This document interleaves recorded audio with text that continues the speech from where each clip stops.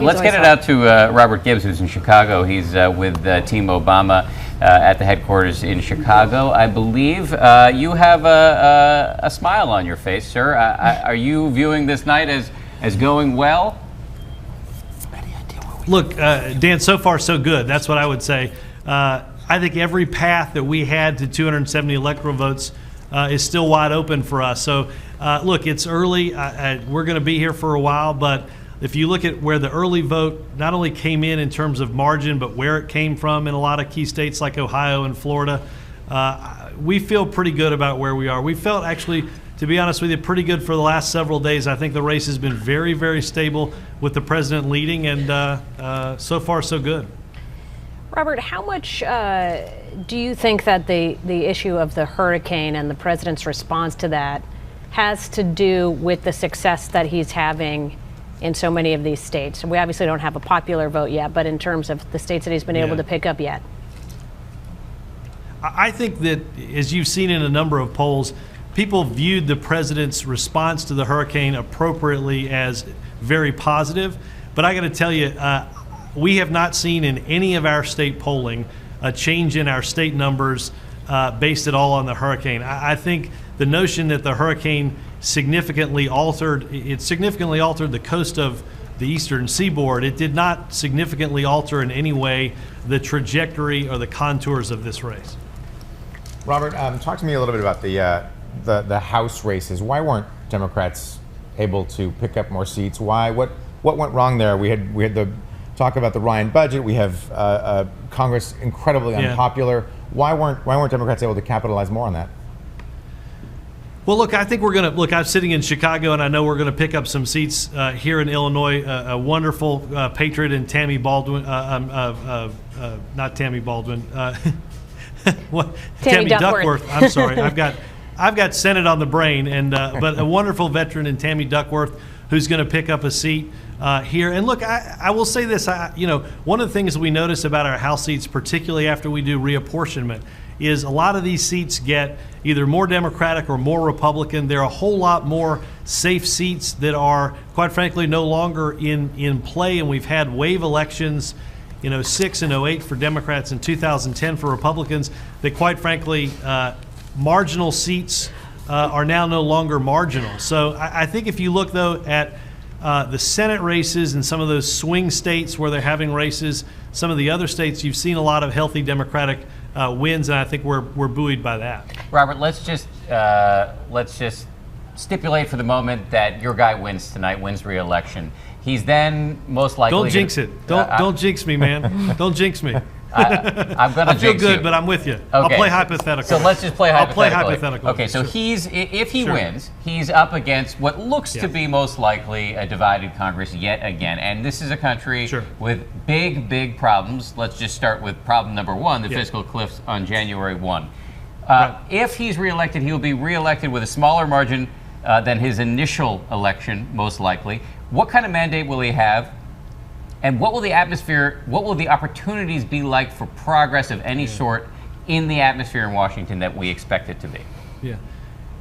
Well, I'll say this, Dan. I think he will have a significant mandate, particularly on the notion of a sensible plan to get our fiscal house in order. And what I mean by that is, months ago, even Democrats thought, is the president going to actually run a campaign where one of the prominent messages is raising taxes on those that make above $250,000, raising taxes on the wealthy to do something to bring our budget into balance? And again, I don't mean doing it all by raising taxes. Nobody's suggesting that, but people thought that's a crazy message to run a national campaign on.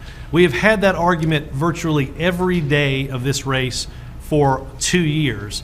And the president, if he wins, will have survived the notion of suggesting we raise taxes on the very wealthy. I think that gives him a strong mandate to say to Republicans, you know what? We have to do several things to get our fiscal house in order. We have to deal with spending, but we also have to deal with revenue. And I think if you're a Republican and you don't understand that if the president wins based on that message, that isn't a signal that the American people are ready for compromise that includes both spending and revenue, then you're just not paying attention to the outcome of the election. Although we did hear Speaker Boehner just a day ago saying absolutely no way, no how will we see any tax increases on anyone making at least $1 million. So already the marker being set down before the votes even cast. Why do you think? I think the president called it popping the boil if he wins this election on Washington, popping that. I guess it's kind of gross idea, but blister, boil, whatever. Definitely not the most definitely not analogy, the flattering. yeah. But honestly, if you have the Speaker of the House right now saying no way, no how, we had Tim Phillips on from Americans for Prosperity saying they're going to be lobbying their members of Congress to say no way, no how to tax increases. What can the president actually do?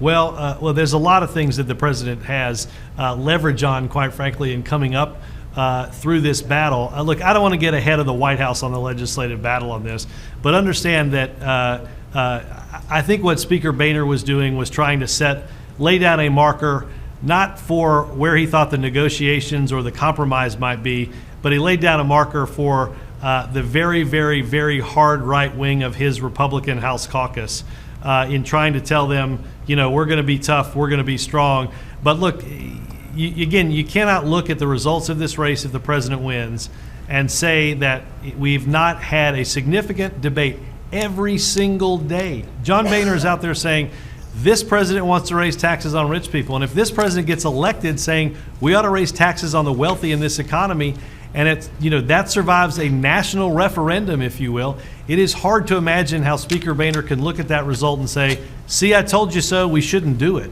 I also will say this, I was in the White House for a little more than 2 years. Republicans at every single opportunity simply said no whenever the president proposed something, even if it was something they previously supported.